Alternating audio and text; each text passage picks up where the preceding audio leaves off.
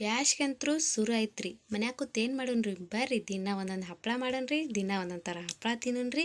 ಹಾಗೆ ವರ್ಷ ಪೂರ್ತಿ ಆಗುವಷ್ಟು ಒಂದು ಡಬ್ಯಾಗ ಹಾಕಿ ತುಂಬಿಟ್ಕೊಂಡು ಬಿಡೋಣ್ರಿ. ನಮಸ್ತೆ ನನ್ನ ಆತ್ಮೀಯರೇ, ಖುಷಿಯಿಂದ ಹೊಸ ಕಲಿಕೆಗೆ ತಮಗೆಲ್ಲರಿಗೂ ಸ್ವಾಗತ. ನಾನು ಇವತ್ತಿನ ವಿಡಿಯೋದಲ್ಲಿ ಟೊಮೊಟೊ ಹಪ್ಪಳನ ಯಾವ ರೀತಿಯಾಗಿ ತುಂಬ ಸಿಂಪಲ್ಲಾಗಿ ಮತ್ತು ತುಂಬ ಈಸಿಯಾಗಿ ಮತ್ತು ತುಂಬಾ ಸುಲಭವಾಗಿ ಯಾವ ರೀತಿಯಾಗಿ ಮಾಡ್ಕೊಳ್ಬಹುದು ಅನ್ನೋದನ್ನು ಇವತ್ತಿನ ವಿಡಿಯೋದಲ್ಲಿ ತಿಳಿಸ್ಕೊಡ್ತಾ ಇದ್ದೀನಿ. ವಿಡಿಯೋನ ಕೊನೆವರೆಗೆ ನೋಡಿದ್ರೆ ನಿಮಗೆ ಸುಲಭವಾಗಿ ಟೊಮೊಟೊ ಹಪ್ಪಳನ ಯಾವ ರೀತಿಯಾಗಿ ಮಾಡ್ಕೊಳ್ಬಹುದು ಅನ್ನೋದನ್ನು ಗೊತ್ತಾಗುತ್ತೆ. ಬನ್ನಿ ಇವಾಗ ಯಾವ ರೀತಿಯಾಗಿ ಟೊಮೊಟೊ ಹಪ್ಪಳನ ಮಾಡ್ಕೊಳ್ಬಹುದು ಅನ್ನೋದನ್ನು ನೋಡ್ಕೊಳ್ಳೋಣ. ನಾನು ಮೊದಲಿಗೆ ಒಂದು 5 ಹಣ್ಣಾಗಿರುವಂಥ ಟೊಮೊಟೊನ ತೆಗೆದುಕೊಂಡಿದ್ದೀನಿ. ಹಾಗೆ 1 ಕಪ್ ಆಗುವಷ್ಟು ಸಾಬುದಾನಿಯನ್ನು ಮೊದಲಿಗೆ ನೆನೆ ಇಟ್ಕೊಂಡಿದ್ದೆ. ತುಂಬ ಚೆನ್ನಾಗಿ ನೆಂದಿದೆ, ಅದನ್ನು ಕೂಡ ತೆಗೆದುಕೊಂಡಿದ್ದೀನಿ. ಜಸ್ಟ್ ಎರಡು ಪದಾರ್ಥದಿಂದ ಸೂಪರಾಗಿರುವಂಥ ಹಪ್ಪಳ ಮಾಡ್ಕೊಳ್ಳೋಣ. ನೆನೆಸಿಟ್ಕೊಂಡಿರುವಂತಹ ಸಾಬುದಾನಿನ ನಾನು ಮಿಕ್ಸಿ ಜಾರ್ಗೆ ಹಾಕ್ಕೊಳ್ತಾ ಇದ್ದೀನಿ. ನಾನು 1 ಕಪ್ಪಿನಲ್ಲಿ ಮಾಡಿ ತೋರಿಸ್ತಾ ಇದ್ದೀನಿ. ನೀವು ಜಾಸ್ತಿ ಪ್ರಮಾಣದಲ್ಲಿನೂ ಕೂಡ ಮಾಡ್ಕೊಳ್ಬಹುದು. ನೀವು ಸಾಬುದಾನಿ ಜಾಸ್ತಿ ತೆಗೆದುಕೊಂಡ್ರಿ ಅಂತಂದರೆ ಟೊಮೊಟೊನೂ ಕೂಡ ಜಾಸ್ತಿ ತೆಗೆದುಕೊಳ್ಳಿ. ನೋಡಿ, ಇವಾಗ ಒಂದು ಸ್ವಲ್ಪ ನಾನು ತರಿಯಾಗಿ, ಅಂದರೆ ಪೂರ್ತಿ ಸಾಫ್ಟೂ ಇಲ್ಲ, ಪೂರ್ತಿ ತರಿನೂ ಇಲ್ಲ, ಮೀಡಿಯಮ್ ಆಗಿ ನಾನು ರುಬ್ಬಿಟ್ಕೊಂಡಿದ್ದೀನಿ. ನೀವು ಕೂಡ ಅದೇ ರೀತಿಯಾಗಿ ಮಾಡ್ಕೊಳ್ಳಿ. ತುಂಬ ಸಾಫ್ಟು ಬೇಡ, ತುಂಬಾ ತರಿನೂ ಬೇಡ, ಮೀಡಿಯಮ್ ಆಗಿ ರುಬ್ಬಿಟ್ಕೊಳ್ಳಿ. ರುಬ್ಬಿಟ್ಕೊಂಡಿರುವಂಥ ಸಾಬುದಾನಿಯನ್ನು ಒಂದು ಅಗಲವಾದ ಪಾತ್ರೆಯಲ್ಲಿ ತೆಗೆದಿಟ್ಕೊಳ್ತಾ ಇದ್ದೀನಿ. ನೀವು ಯಾವುದೇ ಹಪ್ಪಳ ಮತ್ತು ಕುರುಡಿಗಿನ ಮಾಡ್ತೀರಾ ಅಂತಂದರೆ ಒಂದು ಸ್ವಲ್ಪ ಅಗಲವಾದ ಪಾತ್ರೆಯನ್ನೇ ತೆಗೆದುಕೊಳ್ಳಿ, ಅಂದರೆ ತಿರುಗಾಡೋದಕ್ಕೂ ಕೂಡ ತುಂಬಾ ಸುಲಭವಾಗುತ್ತೆ. ಇದಕ್ಕೆ ನಾನು ತೆಗೆದಿಟ್ಕೊಂಡು ಅದೇ ಮಿಕ್ಸಿ ಬೌಲ್ಗೆ ಮೊದಲಿಗೆ ತೆಗೆದುಕೊಂಡಿರುವಂತಹ 5 ಟೊಮೊಟೊನ ಮಧ್ಯದಲ್ಲಿ ಈ ರೀತಿಯಾಗಿ ಕಟ್ ಮಾಡಿಕೊಂಡು ಹಾಕ್ಕೊಳ್ತಾ ಇದ್ದೀನಿ. ನೋಡಿ, ನಾನು 1 ಕಪ್ ಸಾಬುದಾನಿಗೆ 5 ಟೊಮೊಟೊನ ತೆಗೆದುಕೊಂಡಿದ್ದೀನಿ. ನೀವು ಜಾಸ್ತಿ ಪ್ರಮಾಣದಲ್ಲಿ ಮಾಡ್ತೀರಾ ಅಂತಂದರೆ ಟೊಮೊಟೊನೂ ಕೂಡ ಜಾಸ್ತಿ ಪ್ರಮಾಣದಲ್ಲಿ ತೆಗೆದುಕೊಳ್ಳಿ.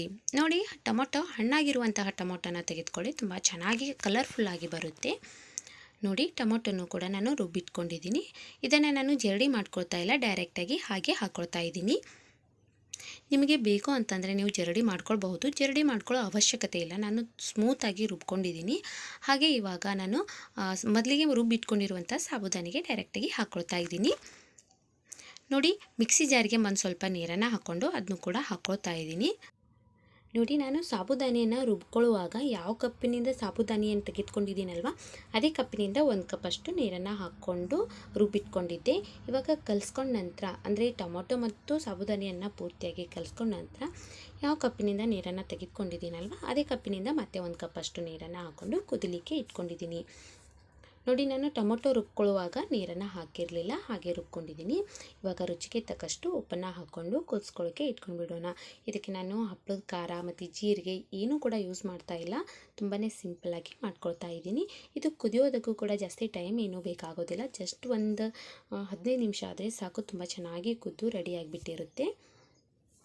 ನೋಡಿ, ನೀವು ಸಾಬುದಾನಿ ಮತ್ತು ಟೊಮೊಟೊ ಹಾಕಿದ ನಂತರ ಚೆನ್ನಾಗಿ ಕೈ ಆಡಿಸ್ತಾನೆ ಇರಬೇಕು. ಒಂದು ಸ್ವಲ್ಪನೂ ಕೂಡ ಕೈ ಬಿಟ್ಕೊಳ್ಳೋಕೆ ಹೋಗಬೇಡಿ. ಕೈ ಬಿಟ್ಟರೆ ಅಂತಂದರೆ ಗಂಟಾಗಿಬಿಡುತ್ತೆ, ಚೆನ್ನಾಗಿ ಬರೋದಿಲ್ಲ ಹಪ್ಪಳ. ಹಾಗೆ ಕೈ ಆಡಿಸ್ತಾನೆ ಇರಬೇಕು. ಪೂರ್ತಿ ಕುದಿಯುವವರೆಗೂ ನೀವು ಕೈ ಆಡಿಸ್ತಾನೆ ಇರಿ. ನಾನು ಮೊದಲಿಗೆ ಉಪ್ಪು ಹಾಕಿದ್ದೆ, ಸ್ವಲ್ಪ ಕಮ್ಮಿ ಅಂತ ಅನ್ನಿಸ್ತು, ಮತ್ತು 1 ಸ್ಪೂನಷ್ಟು ಉಪ್ಪನ್ನು ಹಾಕ್ಕೊಂಡಿದ್ದೀನಿ. ನೋಡಿ, ನಿಮಗೆ ಕಾಣಿಸ್ತಾ ಇರ್ಬೋದು, ಪೂರ್ತಿಯಾಗಿ ಗಟ್ಟಿ ಆಗ್ತಾ ಬರ್ತಾ ಇದೆ. ನಾನು ಒಂದು ಸ್ವಲ್ಪನೂ ಕೂಡ ಕೈ ಬಿಟ್ಟಿರಲಿಲ್ಲ, ತುಂಬಾ ಚೆನ್ನಾಗಿ ಬಂದಿತ್ತು ಹಪ್ಪಳ ಮಾಡೋದಕ್ಕೆ. ನೋಡಿ, ಯಾವ ರೀತಿಯಾಗಿ ಗಟ್ಟಿಯಾಗಿ ಬರ್ತಾ ಇದೆ. ಇನ್ನೂ ಒಂದು ಸ್ವಲ್ಪದಷ್ಟು ಗಟ್ಟಿ ಆಗೋಕ್ಕೆ ನಾನು ಬಿಡ್ತಾ ಇದ್ದೀನಿ. ನಿಮಗೆ ಹಪ್ಪಳ ಮಾಡ್ಕೊಳ್ಳೋಕ್ಕೆ ಜಾಸ್ತಿ ಟೈಮ್ ಬೇಕಾಗುತ್ತಲ್ವ, ಆದರೆ ಈ ಹಪ್ಪಳ ಮಾಡ್ಕೊಳ್ಳೋಕ್ಕೆ ಒಂದು ಸ್ವಲ್ಪನೂ ಕೂಡ ಜಾಸ್ತಿ ಟೈಮ್ ಬೇಕಾಗೋದಿಲ್ಲ. ಜಸ್ಟ್ ನೀವು ಮಿಕ್ಸಿ ಹಾಕಿ ಒಂದು 15 ನಿಮಿಷ ಕುದಿಸಿದ್ರೆ ಸಾಕು, ತುಂಬಾ ಸುಲಭವಾಗಿ ಮತ್ತು ಬೇಗನೆ ಆಗಿಬಿಡುತ್ತೆ. ನೋಡಿ, ನಿಮಗೆ ಕಾಣಿಸ್ತಾ ಇರ್ಬೋದು, ಮೊದಲಿಗಿಂತಲೂ ತುಂಬ ಚೆನ್ನಾಗಿ ಗಟ್ಟಿಯಾಗಿದೆ. ಇವಾಗ ನಾನು ಗ್ಯಾಸನ್ನು ಆಫ್ ಮಾಡಿಕೊಂಡು ಹಾಗೆ ಬಿಸಿ ಆಗಿರುವಾಗಲೇ ನಾವು ಹಪ್ಪಳನ ಹಾಕ್ಕೊಳ್ಬೇಕಾಗತ್ತೆ. ಹಾಗೆ ಈ ಕಡೆ ನಾನು ಒಂದು ಸೀಟನ್ನು ಚೆನ್ನಾಗಿ ವಾಶ್ ಮಾಡಿಕೊಂಡು ಇಟ್ಕೊಂಡಿದ್ದೀನಿ. ಒಂದು ಪ್ಲಾಸ್ಟಿಕ್ ಸೀಟ್ ಮೇಲೆ ಹಪ್ಪಳನ ಹಾಕ್ಕೊಳ್ಬೇಕಾಗತ್ತೆ. 1 ಚಮಚದಷ್ಟು ತೆಗೆದುಕೊಂಡು ಅಗಲವಾಗಿ ಮಾಡಿಕೊಂಡ್ರೆ ಮುಗೀತು. ನೋಡಿ, ನಿಮಗೆ ಎಷ್ಟು ಬೇಕಾದರೂ ಅಷ್ಟು ಅಗಲವಾಗಿ ಮಾಡ್ಕೊಳ್ಬಹುದು, ತುಂಬಾ ಚೆನ್ನಾಗಿ ಬರುತ್ತೆ ಹಪ್ಪಳ.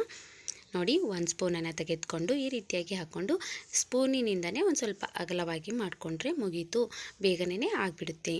ನೋಡಿ, ನೀವು ಜಾಸ್ತಿ ಪ್ರಮಾಣದಲ್ಲಿನೂ ಕೂಡ ಮಾಡ್ಕೊಳ್ಬಹುದು. ಮನೆಯಲ್ಲಿ ಎಲ್ಲ ಕೆಲಸ ಮುಗಿಸ್ಕೊಂಡು ಹಪ್ಪಳ ಹಾಕ್ಕೊಳ್ಬೇಕಾಗದೆ ತುಂಬಾ ಲೇಟ್ ಆಗಿಬಿಡುತ್ತೆ, ಅಂದರೆ ಬಿಸಿಲು ಕೂಡ ಜಾಸ್ತಿ ಇರುತ್ತಲ್ವ, ಅದಕ್ಕೋಸ್ಕರ ನೀವು 1 ಕಪ್ಪಿನಿಂದ ಮಾಡ್ಕೊಳ್ಳಿ.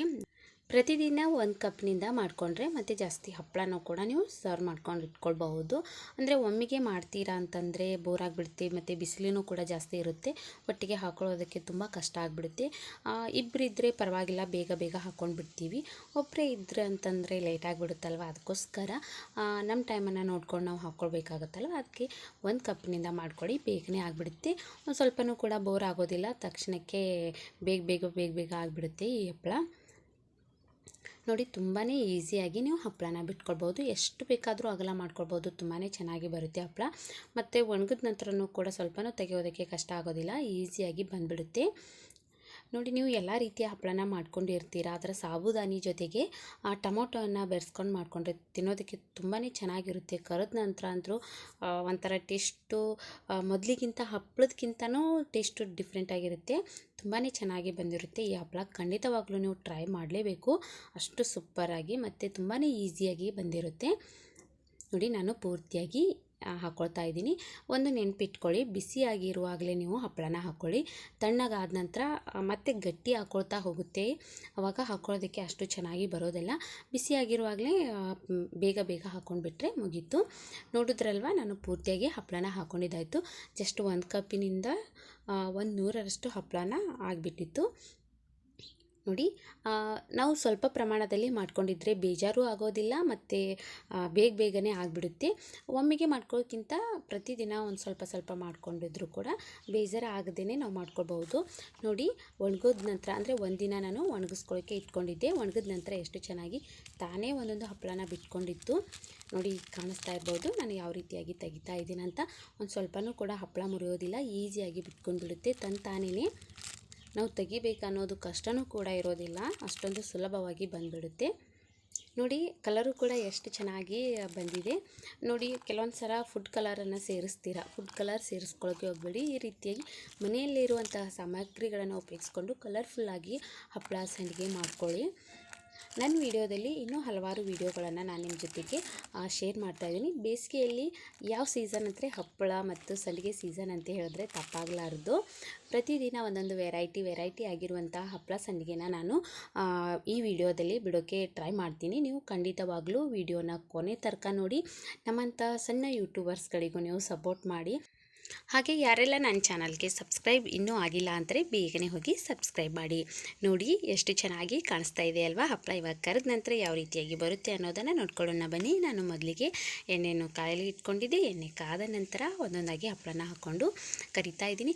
ನೋಡಿ, ಇದು ಬೇಗನೆ ಎಣ್ಣೆಯಲ್ಲಿ ಫ್ರೈ ಆಗಿಬಿಡುತ್ತೆ, ಸ್ವಲ್ಪನೂ ಕೂಡ ಟೈಮ್ ಹಿಡಿಯೋದಿಲ್ಲ, ತಕ್ಷಣಕ್ಕೆ ರೆಡಿ ಆಗಿಬಿಡುತ್ತೆ.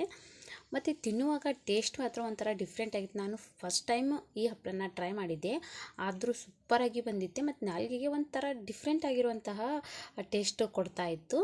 ಇನ್ನೂ ಮಾಡ್ಕೊಳ್ಬೇಕಂತ ನಾನು ಇನ್ನೂ ಜಾಸ್ತಿನೇ ಮಾಡಿಟ್ಕೊಂಡಿದ್ದೀನಿ ಈ ಹಪ್ಪಳ. ನೋಡಿ, ಇದನ್ನು ಮಾಡಿಟ್ಕೊಂಡು 1 ವರ್ಷದವರೆಗೂ ನೀವು ಆರಾಮಾಗಿ ನಿಮಗೆ ಬೇಕಾದಾಗ ಕರ್ಕೊಂಡು ತಿನ್ಬೋದು. ಸೂಪರಾಗಿರುವಂತಹ ಟೊಮೊಟೊ ಹಪ್ಪಳನ ಯಾವ ರೀತಿಯಾಗಿ ಮಾಡ್ಕೊಳ್ಬಹುದು ಅನ್ನೋದನ್ನು ನೋಡಿದ್ರಲ್ವ. ಹಾಗೆ ಮುಂದಿನ ವಿಡಿಯೋಗಾಗಿ ಕಾಯ್ತಾ ಇರಿ. ಹೊಸ ವಿಡಿಯೋನಿಗೆ ನಾನು ನಿಮ್ಮ ಜೊತೆಗೆ ಬರ್ತಾ ಇರ್ತೀನಿ. ಖುಷಿಯಾಗಿರಿ, ಸದಾ ಯೋಚಿಸ್ತಾ ಇರಿ. Thank you.